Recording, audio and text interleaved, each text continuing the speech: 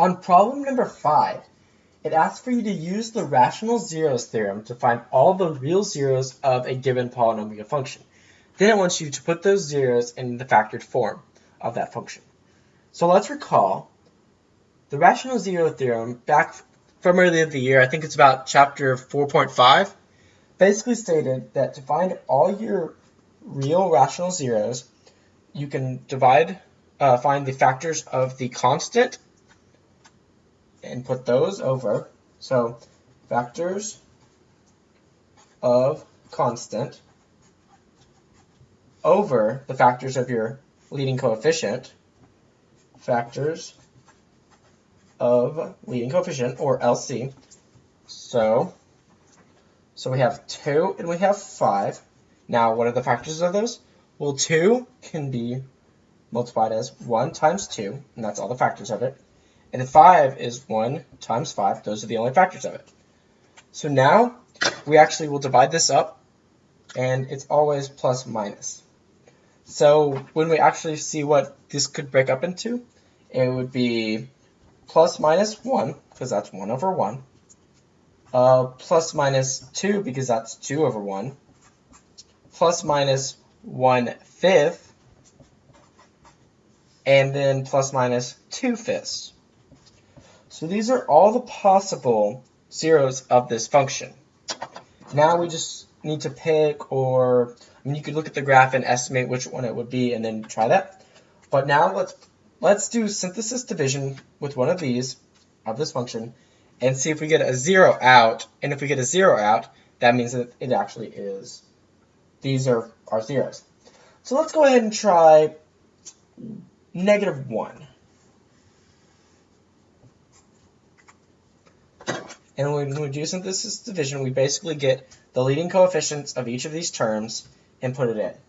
So we get 5, 4, -11, -8, and +2.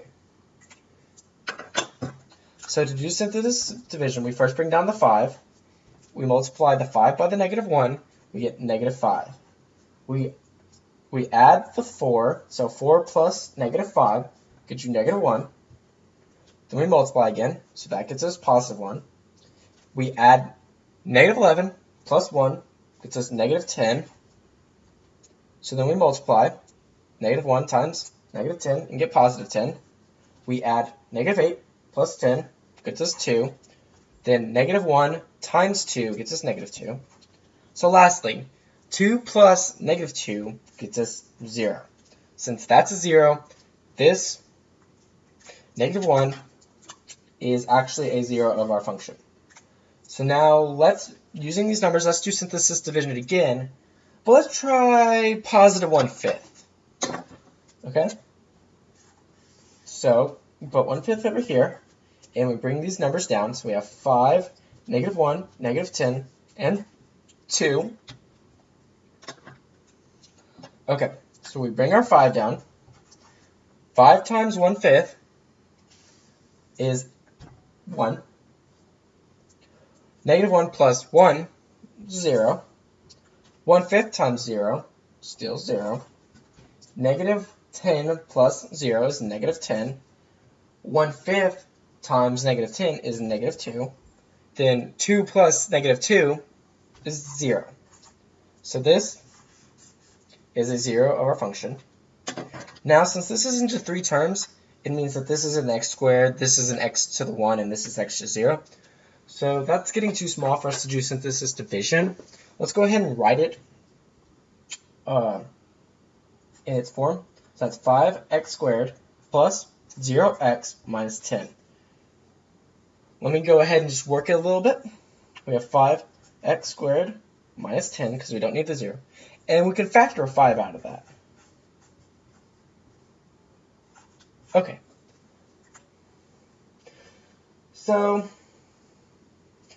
we can't, I was hoping, hey, maybe we can break it down and we can pull a 0 out of it, but that doesn't factor anymore.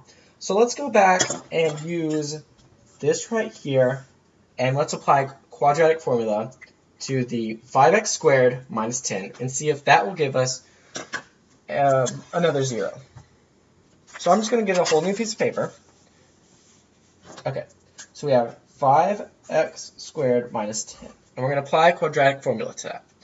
So remember, quadratic formula was negative b plus minus the square root of b squared minus 4 times a times c. And that's all divided by 2a. Well, now, what's our a, what's our b, and what's our c? Okay, so we have 5x squared plus 0x minus 10. So, our 5 is our a, 0 is our b, and negative 10 is our c.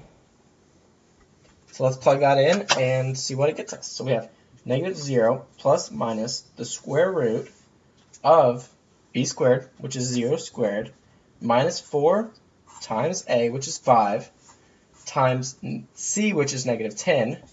That's all divided by 2a, which is a is 5. Okay, so let's go ahead and combine some numbers, and let's see what we get. So this will go away because it's just 0. That will go away because it's just 0. So that means we have plus minus the square root of, okay, negative 4 times 5, that's negative 20. Then negative 20 times negative 10, that's positive 200. And that's all going to be under 2 times 5, which is 10. Okay, so now we need to see if we can break that 200 up. Miss Keenan, if you follow Miss Keenan's way, it will work. But I have my own little way that I do. So I write 200 out and I make basically a tree. And I break it down into its factors, its smallest factors. So usually if it's even, I'll divide it by 2. So if I divide that by 2, I get 100. Then let's break 100 up. We get 2 and 50. Then if we break 50 up, we get 2 and 25. And now to break 25 up, we get 5 and 5. So these 2's and these 5's can't be broken up anymore. So we're done with that. Now since it's a square root, we're going to group everything in groups of 2's. So we have 2 2's here, and we have 2 5's here. So the things that we grouped, we can pull out of the square root, and all that's left stays in. So the things that we pull out, we're going to multiply on the outside. So it's like 2 times 5 of the square root of 2. So then multiply that, it's 10 square root of 2. And that will replace the square root of 200. So then that gives us plus minus 10 square root of 2 over 10. We can cancel the 10's, and we're left with plus minus the square root of 2. Okay. So now coming back over here, we had negative 1 and 1/5. Those are zeros. And we have the plus minus square root of 2. So our actual zeros are x equals negative 1, 1/5, negative square root of 2, and the square root of 2.